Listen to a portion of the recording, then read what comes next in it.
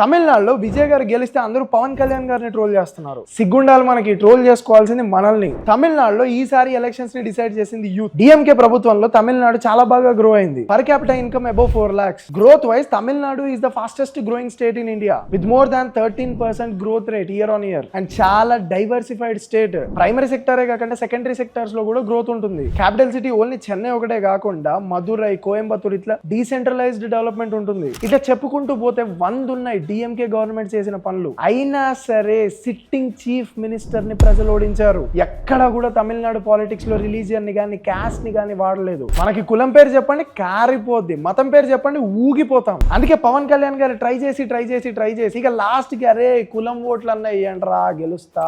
నేను పుట్టిన కులాన్ని గౌరవిస్తాను. ఎవడు మా కులం నుంచి ముఖ్యమంత్రి అవ్వలేదు, మీరు ఓటేయండి అయి చూపిస్తాం. మతం రంగు మొత్తం పూసుకొని రాజకీయాలు చేస్తున్నారు. తప్పెవరిది? ఫస్ట్ లో వాళ్ళు కరెక్ట్ గానే ఉన్నారు. 2 చోట్ల మనం ఓడించాం. ఇక ఏదో ఒక రకంగా గెలవాలి అని చెప్పేసి మొత్తం కులం సుగాలి ప్రీతి ఆ 30,000 అమ్మాయిలు తప్పిపోయారు.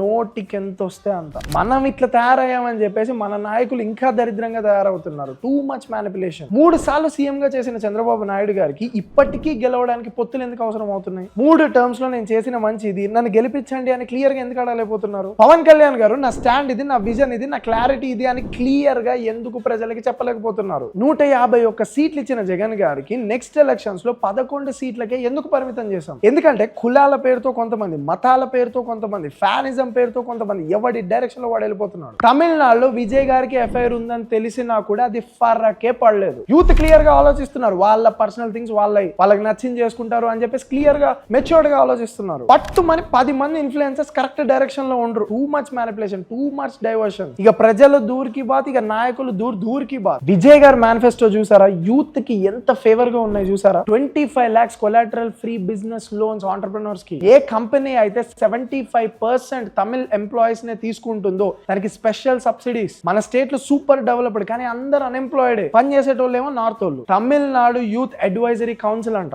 ఎవరైనా గవర్నమెంట్ కి వెబ్సైట్ త్రూ ఐడియా షేర్ చేయొచ్చు. క్రియేటర్ ప్రెన్యూర్ డెవలప్మెంట్స్ అంట. అంటే కాంటెంట్ క్రియేషన్ చేసే యూత్ కి స్పెషల్ గా కాంటెంట్ క్రియేటర్ స్కూల్స్ ఓపెన్ చేస్తున్నారు. వాళ్ళకి స్పెషల్ క్యాపిటల్ కూడా ప్రొవైడ్ చేస్తారంట. మీకు అర్థం అవుతుందా గవర్నమెంట్ యూత్ కి ఎంత దగ్గర అవుతుందో? దాంతో పాటు ఫ్రీ బీస్ ఇచ్చుకుంటూ దాంతో పాటు డెవలప్మెంట్ చేసుకుంటూ ముందుకెళ్తున్నారు. కానీ మన దగ్గర మనల్ని ఒక పపెట్స్ లో యూజ్ చేస్తున్నారు. చేయండి మీ ఒపీనియన్ ని కామెంట్ చేయండి, లేకపోతే సంకనాగిపోతాం. ఒర్రి ఆడు బాయా వండుకొని తిని వీడు బాయా అని నేను చెప్పి అలసిపోయి నా పని నేను చేసుకుంటుంటే ఈ తమిళనాడు రిజల్ట్స్ వాళ్ళ యూత్ వాళ్ళు అసలు గేమ్ మార్చేసి పడేశారు. అది చూసి నాకు అనిపించింది అరే మనోళ్ళు కూడా ఈ లెవెల్ ఆలోచిస్తే బాగుంటుందిరా అని. పేజ్ ని కొంచెం ఫాలో కొట్టి పెట్టుకోండి కొంచెం. అలాగే నీ ఫ్రెండ్కి షేర్ చేయి.